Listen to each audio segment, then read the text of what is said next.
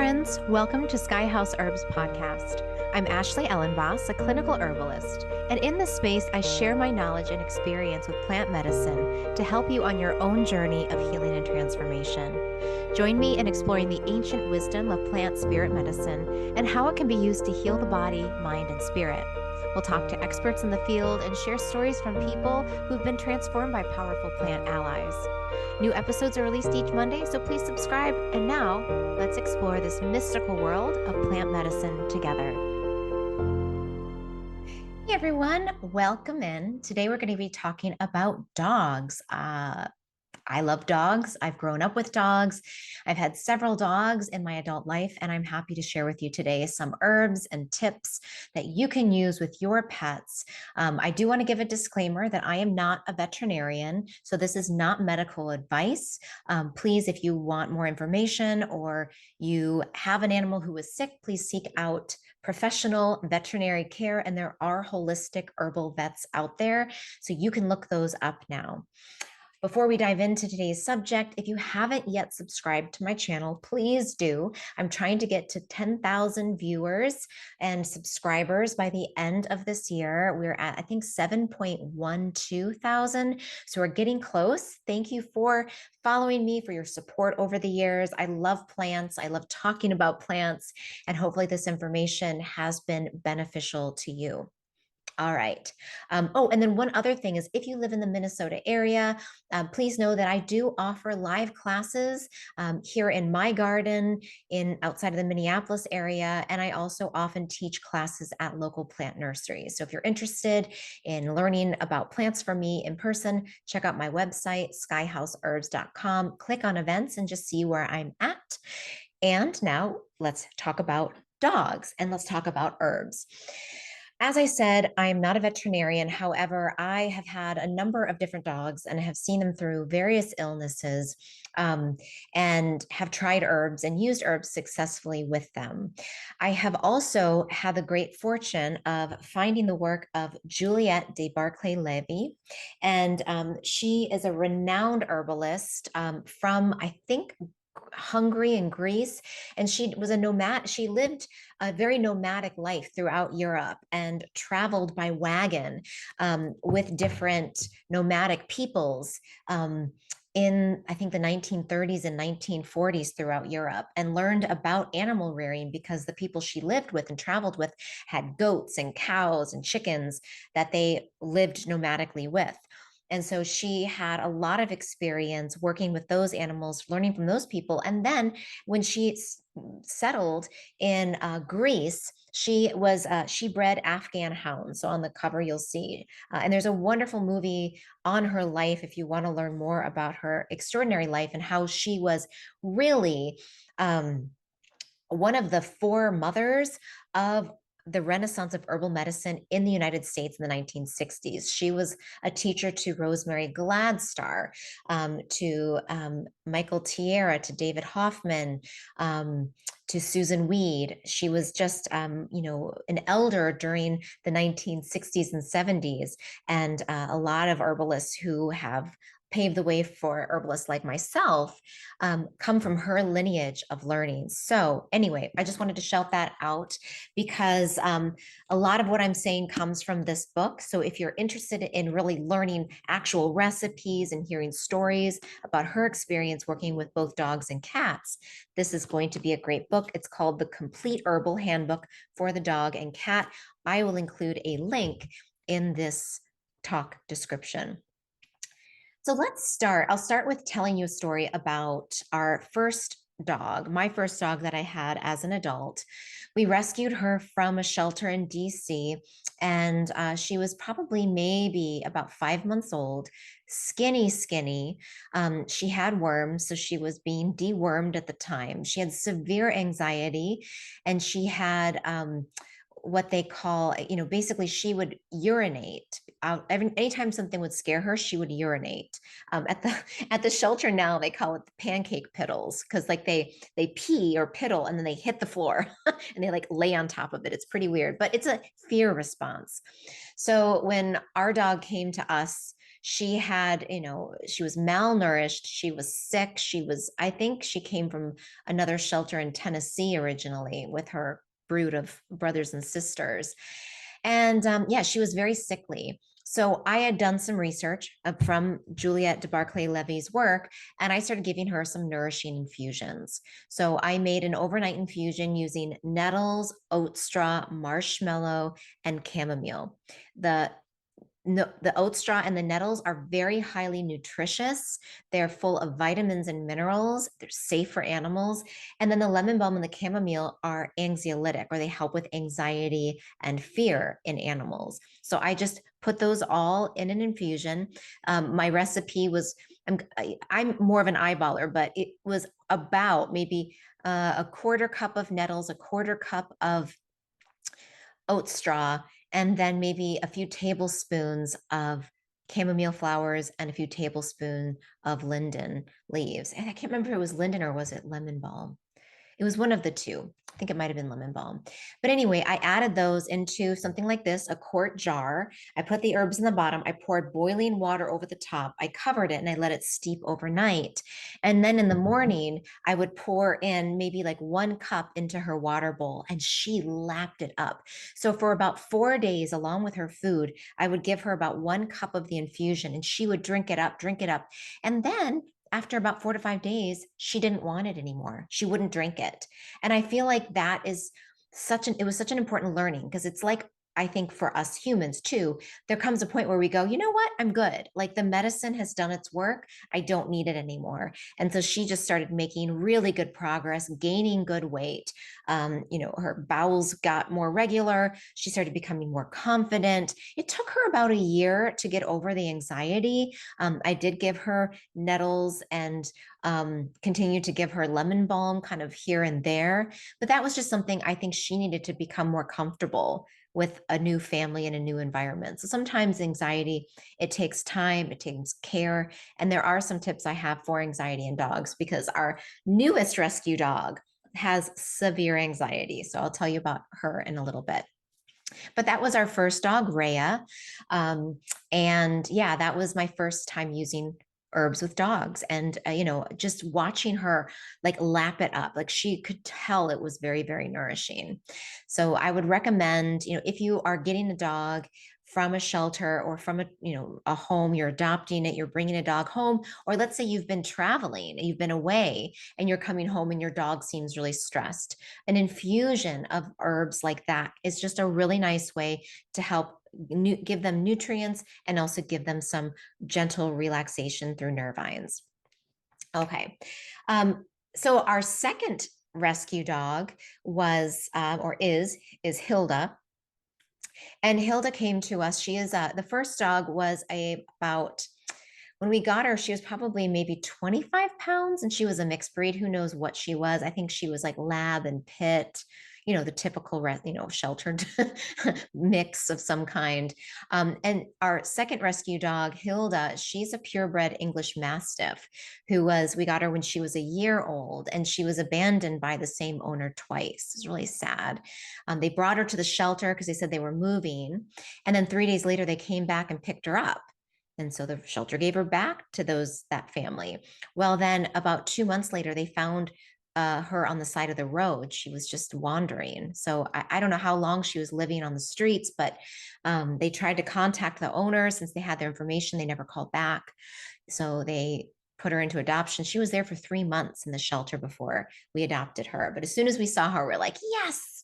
And her and my husband were like, when you meet the dog that's your dog, it's like, you just know you're like, it's like a soul match. It's like a soulmate match. So when her and my husband locked eyes and she rested her head on his lap, I was like, all right. It's like that Avatar movie where, they take like the tail or something and then they hook it into the dragon or whatever. It's like, they like bond. So that happens with our pets, with our animals.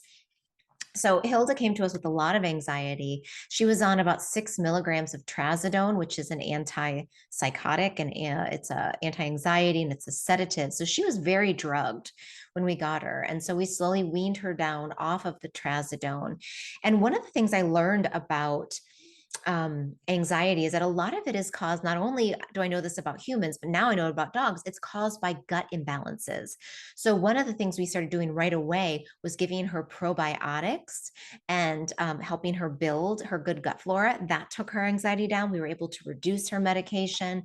And then we also changed her diet and gave her a diet that was a little bit more gentle and higher quality food than what she was getting in the shelter.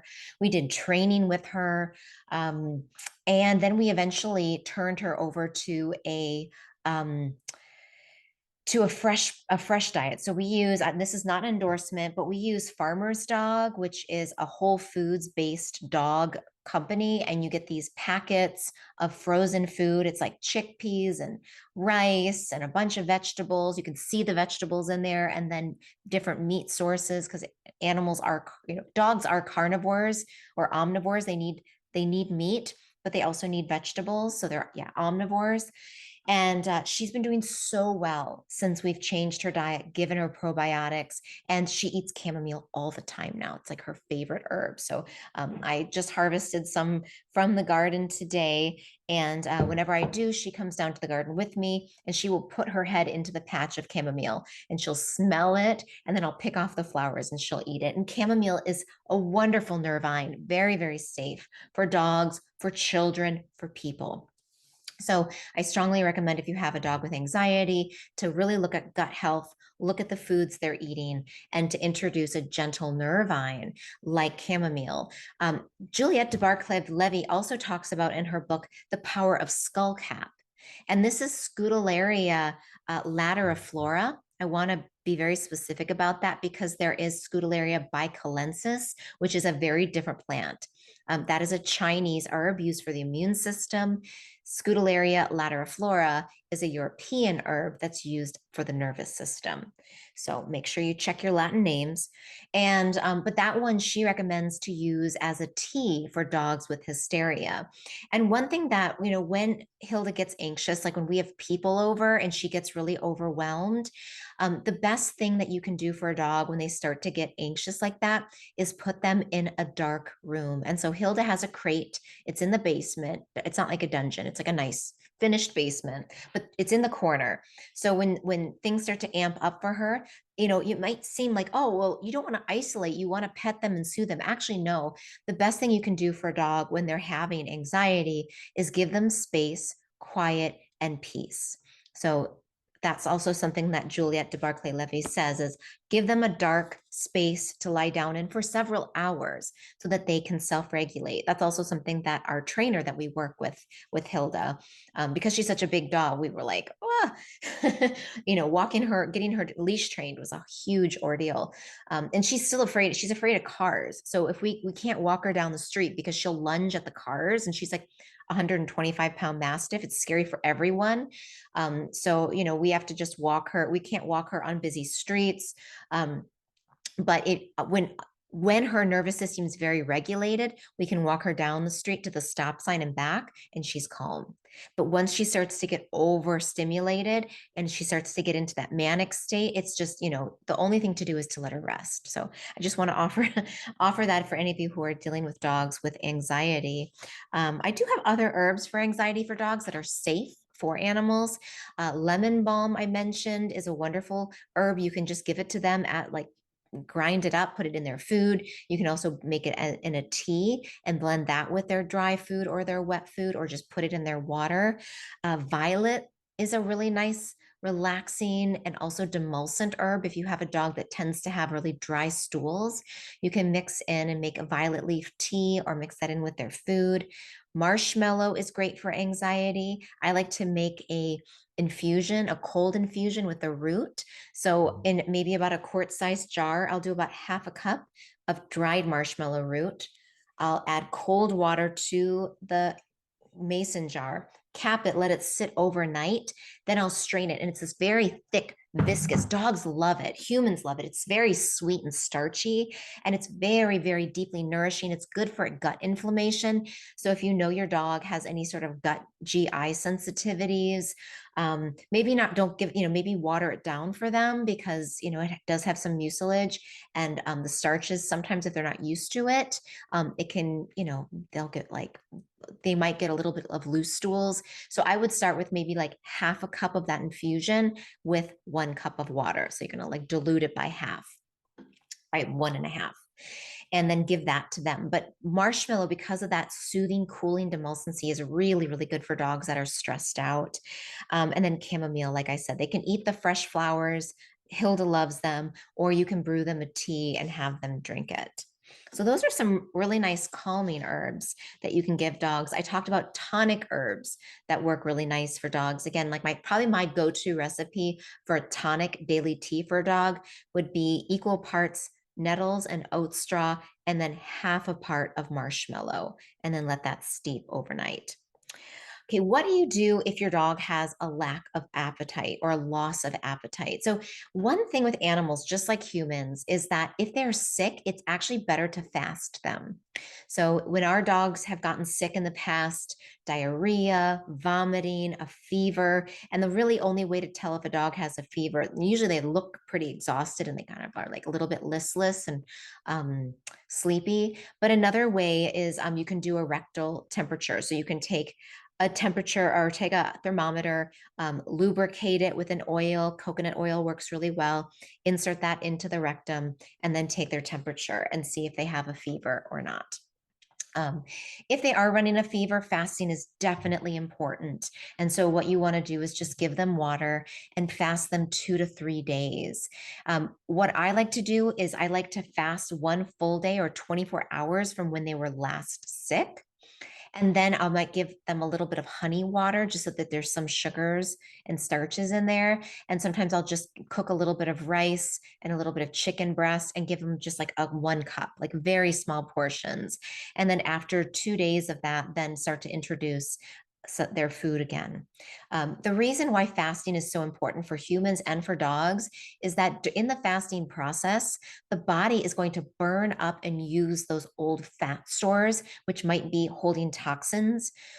It's also going to give their bodies and their digestive system a break so that they can fight off the infection that they have. Sometimes it's parasites, sometimes it's bacterial or viral.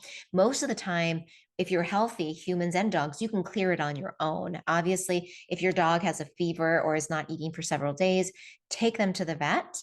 Just get them checked out and make sure you're not missing anything else.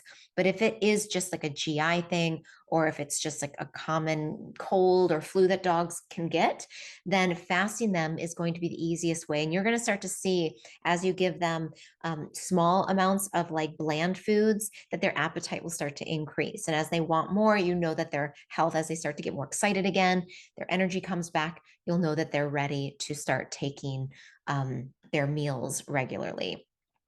Some herbs that you can give them if you bring them to the doctor and, let's just say they have a parasite. I'm not going to recommend parasitic herbs for dogs only because they can be kind of toxic. And I would recommend working with a holistic vet with parasites. If it's just a virus or a bacteria and it's not super serious and you want to avoid antibiotics, you can use thyme with dogs, THYME, which is a garden herb. Another herb that's really good is rosemary, can be really nice as an antiviral, antibacterial. So you can just like make a tea of rosemary and thyme and have the dog drink that. Yarrow can also be used as a good internal heat and diaphoretic herb for dogs. So yarrow is a little stronger, so I would use maybe half of that. So for example, and this depends on the size of your dog too, right? I would say in general, it's more by weight. So, in my dog, 125 pounds, I'm going to be giving her about like adult doses, actually maybe a little bit less, right? So she might be getting 1 cup of herbal tea. But if I had like, a Pekingese or some really small Chihuahua, I might just give them a teaspoon. I might just let the Chihuahua, sip a teaspoon of thyme tea and just see what you can get them to have, or even use like one of those little glass droppers and just take up maybe 5 milliliters. You don't need a lot. So if you're using like yarrow, thyme, or rosemary for a tiny dog, think about using one dropper full or a few droppers full while they're fasting, and that will help their bodies fight things off. um, and of course, if your dog is really sick, please take them to the vet, because in case they're dehydrated, you might have to get an IV bag. They might need more than just herbs, and that's true for humans too. So I always want to say that, like, if things are really going downhill, seek out medical attention. Another thing that you can do, that's an old remedy from Greece for diarrhea in dogs, and sometimes diarrhea comes along with a fever, is you making sage balls. So what you can do is take some fresh sage from your garden, or if you have dried sage in your kitchen cabinet, just roll it with a little bit of honey into small balls, and just think about the size of your dog. Use your common sense. It's a kitchen herb, so it's not, you don't want to give like a Pekingese like an egg size ball of sage. It doesn't make sense. Nobody would actually do that. So think about, what would you give a small child if they had diarrhea? Well, you just give them a tiny little, maybe half an inch ball of some honey and sage, and do that twice a day. So in the morning and the evening. You could even do a middle day dose, and make the size dependent on the size of your dog. And then that herb will help to astringe and tone the bowels so they don't lose as much. It's important when a dog is having diarrhea that you don't feed them. It's really important you fast them as well, because if they're eating food and it's just going to overtax their digestive system, and they're already losing so much fluid and energy through the stool, you don't want to be having them lose more energy by force feeding them. So let them fast, feed them water, maybe feed them honey water, do the honey balls with the rosemary, or with sage. Actually, both of those would work. And just watch their appetites, watch their stools, see if it comes back, and then slowly you can start them back on their regular diet. But I will say that in general, if you can afford, I know that feeding your dog human foods and not pellet foods is more expensive, and it might not be available to you. So but there is a gradient with dry dog food from like very, I want to just say, like, very processed to unprocessed. And the least processed food you can get for your pets, the best. Just like for our bodies. Our bodies do way better on a whole foods diet than on a processed food diet. And that leads me to diabetes in dogs. And there's a higher amount of diabetes and cancer in dogs, which is so sad. We lost our 10-year-old dog to cancer. She had like a very, very aggressive cancer that we didn't catch until late. Otherwise, I would have tried herbs with her. So, I guess it's one of the vet just said, we don't know why these dogs get cancer. And, I wasn't feeding that dog a whole foods diet. That was one of the reasons why we switched to an unprocessed diet with our next rescue dog, was because I was like, I'm pretty sure part of it was the food, but live and learn. Rest in peace, Rhea. I'm sorry. I love you. And I'll do better. I'll learn from my mistakes and my learnings from your wonderful life. She was like the best dog. So now Hilda gets, she gets farmer's dog, but the incidence of cancer and diabetes in dogs is often related to the types of food they're eating twice a day, right? And then treats, especially with diabetes. Those biscuit treats are so high in sugars and carbohydrates. So if you have a dog and maybe it's overweight or it's leaning towards diabetes, and diabetes can also lead towards cancers. There's a correlation between blood sugar levels and certain cancers. That the best thing you can do is try to keep your dog in a healthy weight. And if you're taking your dog to the vet once a year for a yearly checkup, they'll tell you, oh gosh, your dog needs to lose this much weight.